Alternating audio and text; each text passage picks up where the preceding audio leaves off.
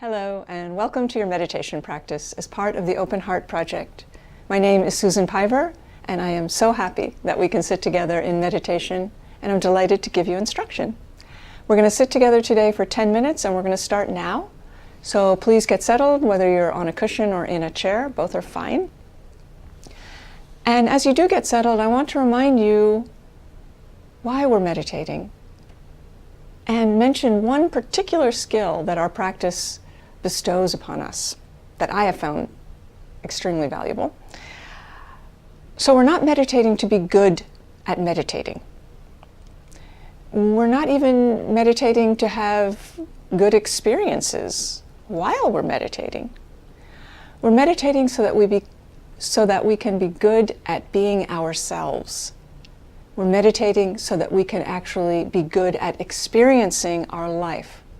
One of the primary ways that we experience our life is through listening. We listen to the people we work with. We need to listen to the people we love, the people who drive us crazy. We need to open to them. Otherwise, it's very difficult to have a relationship. And meditation has taught me, and I believe fully will support you, to become a world-class listener. And how does meditation make you a good listener? Well, here's one theory, my theory. As you sit, and if this is your first time practicing, you will know what I mean momentarily, and welcome.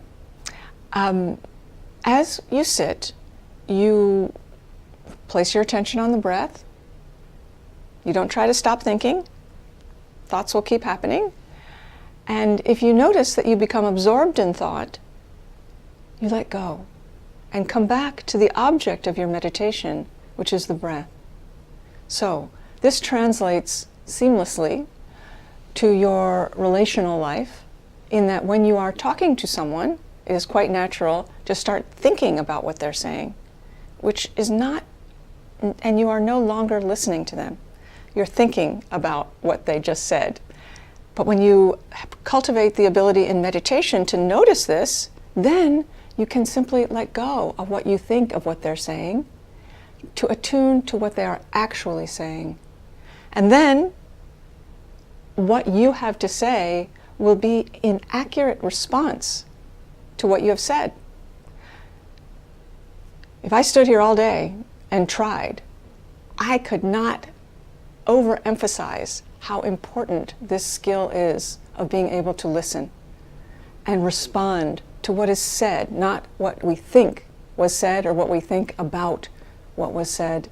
Just look at Twitter, look at Facebook, look at the news, look at your newspaper, and you will see the pain and tragedy that arise from the inability to listen.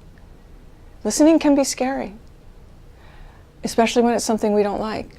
And we use our thoughts because we think, oh, I can defend against this thing that might hurt me, or that I might long for, if I can just, analyze it or categorize it or argue against it or make a case for it. Well, those are all distractions from the actual human who is speaking to you. So a friend of mine, a wonderful writer named Catherine McCune, who wrote one of my favorite books ever, called On Becoming an Alchemist, described listening in the following way: as when you stop thinking your thoughts and start thinking mine. So while I'm talking, your thoughts sort of recede, and you allow my thoughts into your head as if you were thinking them. You test them.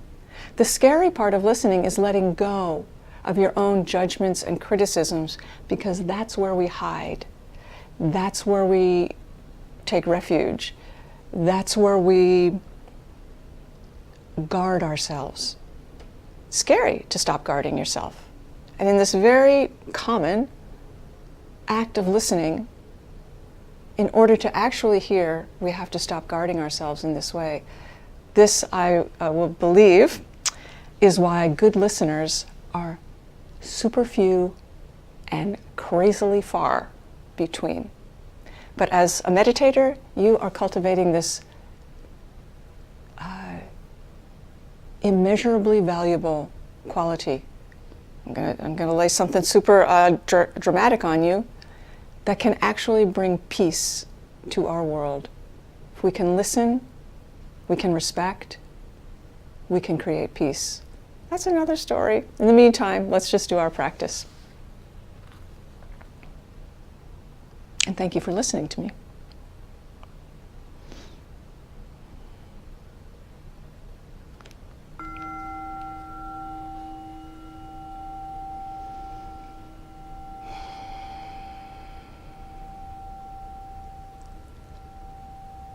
Begin your practice by saying to yourself, acknowledging, now is my time to meditate. Everything else can wait. Everything can wait. Sit up straight. Let the hands rest on the legs just above the knee or at mid-thigh.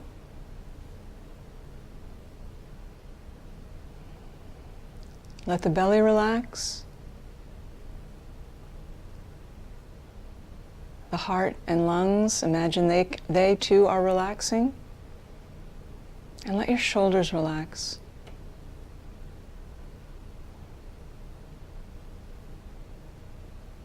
The mouth is closed. The lips and teeth are slightly parted, and the tongue rests on the roof of the mouth. And enjoy and accustom yourself to what it feels like to be silent. It's a precondition for listening. And enjoy your silence. Enjoy not having to say anything.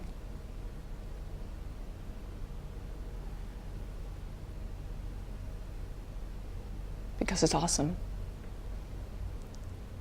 The breath is natural in and out through the nose. You were already breathing, so just keep doing that. And the eyes remain open.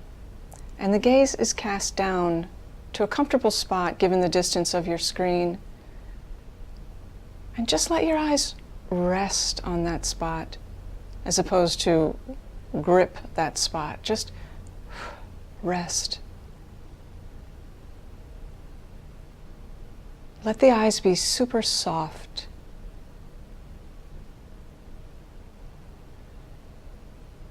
And the crown of the head reaches up a little bit while the sit bones reach down.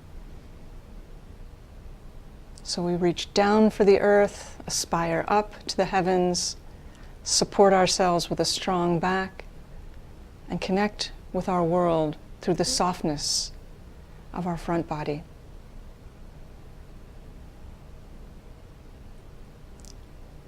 You are already breathing, as mentioned, so just feel that.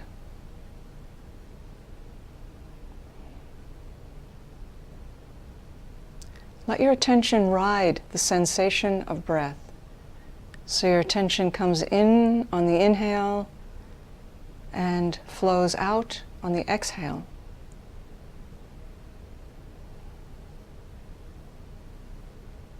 At the end of the exhale, there's a small gap.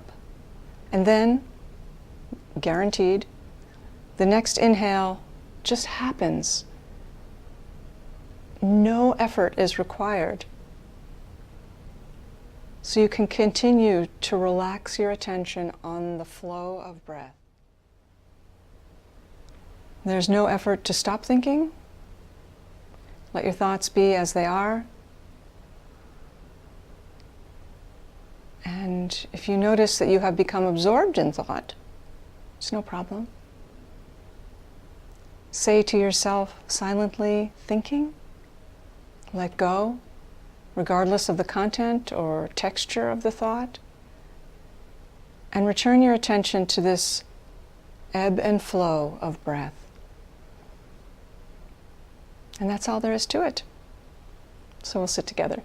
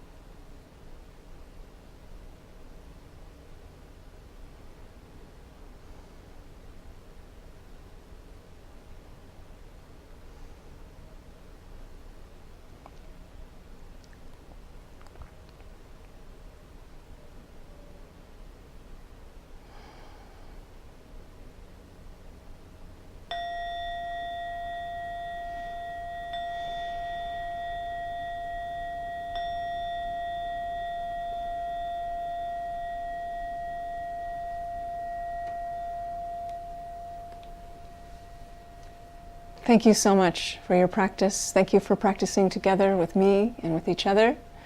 And please, please enjoy the amazing journey of listening. Don't be afraid to listen. It's a magical world out there.